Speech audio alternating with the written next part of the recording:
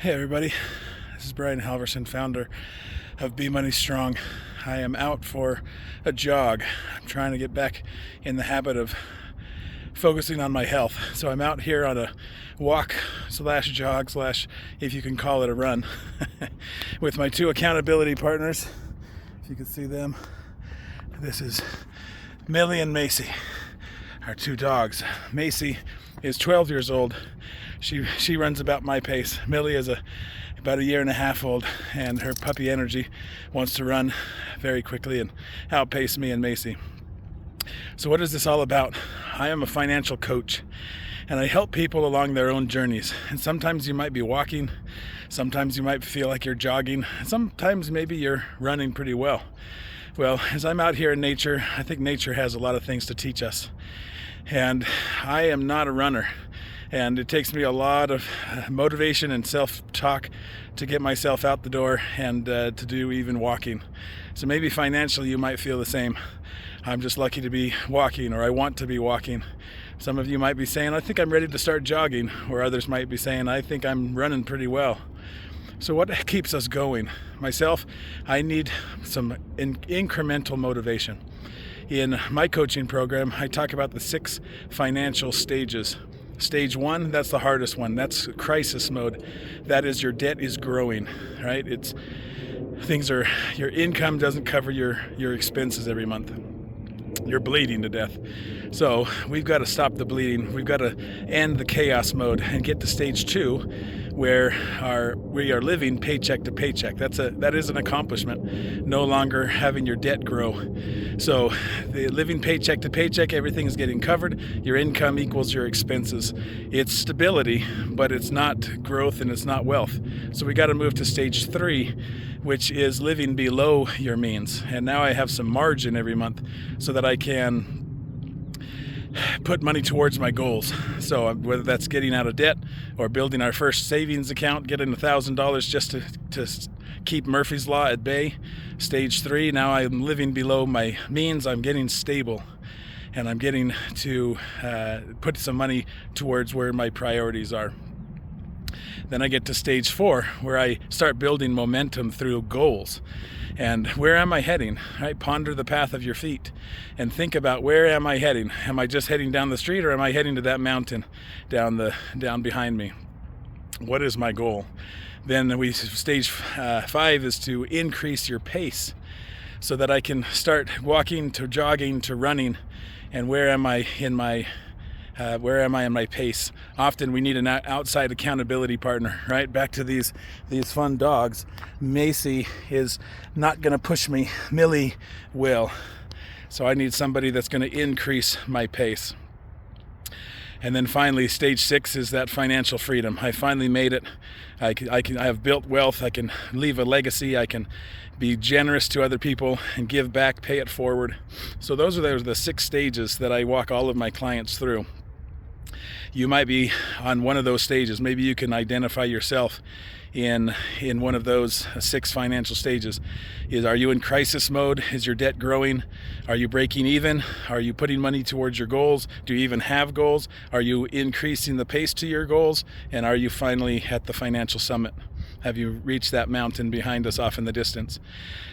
Well, let's talk a little bit about those financial stages. If you're at stage 1, looking at stage 6 is just overwhelming. I'm bleeding to death. What are you talking about, running a marathon? That's ridiculous. It's so far out of my frame of reference. It's magical thinking, and it's a fantasy land. So you can't focus on stage 6.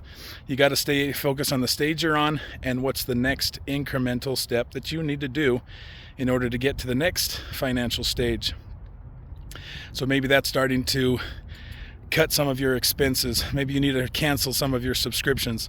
Maybe you need to make some more money. Maybe you need to take some drastic measures. Some of my clients, we have to look and say, it might be time to sell the rental. It might be time to sell your own house. We have to downsize. You can't afford that car. I have a client right now that the wife's car payment is $950, and if you think that is bad, the husband's car payment is $1,950. It's an amazing Jeep Rubicon. I would love one of those. It'd help me get up these mountains a lot easier than my walking, my slow jogging. But $3,800 of car payments for one family, guess what stage they're in? They are bleeding to death, and it's called the vehicles. But they are scared to sell them. They're scared that they're going to get repossessed. So they take 401k loans to make the car payments. Well, how long is that going to last? It's unsustainable.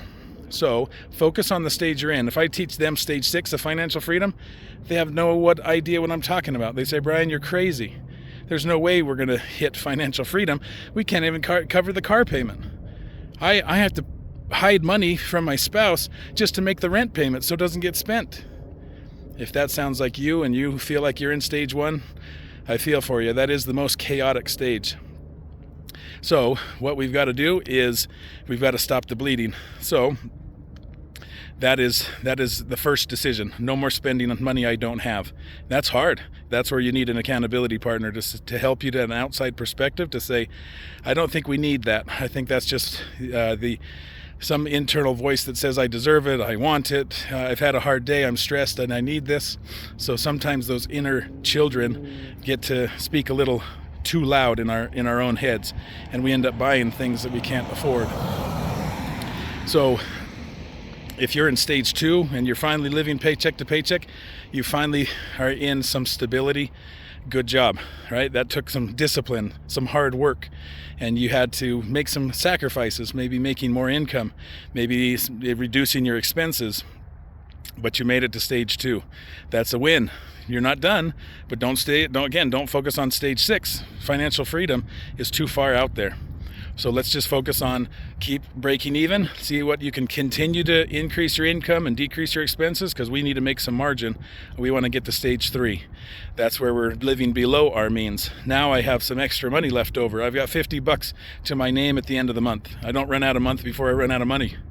So I am going to put that money towards that $1,000 emergency fund, or put it towards getting out of debt and start making some progress moving forward. So that is now I'm building goals, and I increase my pace. And so you can see how these stages, the 6 financial stages, flow in one to another and to another. I'm going to step off the road so I don't get run over. So the stages, we've got to keep moving forward. Don't focus on the 6th stage, focus on the current stage and one incremental step forward to get you to the next stage. When I'm out here walking and trying to jog and increasing my pace, I can't focus on my final destination, that mountain off in the distance, way too far. But what I can focus on is that next post. That next post that I can say, I'm gonna just jog till then. I'll rest then. I'll start walking then. Well, when I get to that stage, that milepost, then I focus on the next one that's a little farther down the road. So, and I just say I'm going to run to that one. And incrementally, post by post, I get to my destination. I can't give up. I know I want to. My body says stop, I need a rest. But I've got to keep moving. So for you and your journey, don't give up. Keep moving. Go to one post, go to the next post, and just keep moving forward. Have systems, have plans and processes. That's what's going to help you get to your goal. If you need some help, comment help in the comments, and I'd love to set up a free financial consultation with you to help you to know what financial stage are you in, and what are the 3 steps that you need to do now, and how do you get to the next stage. Eventually we'll get to stage 6, but don't focus on that. Let's just focus on the stage you're in and the couple of steps to help you to move to the next one. So on your financial journey, good luck. I'm going to get back to running. My body doesn't want to, but I know I need it, and I'm off to my next signpost. So you keep moving on your journey. I'll keep moving on mine. If our paths cross, I'd love to help you along your journey. Again, comment help, and I'll send you a link to my bio and some resources for you so that we can help you to keep moving forward. So good luck and keep going.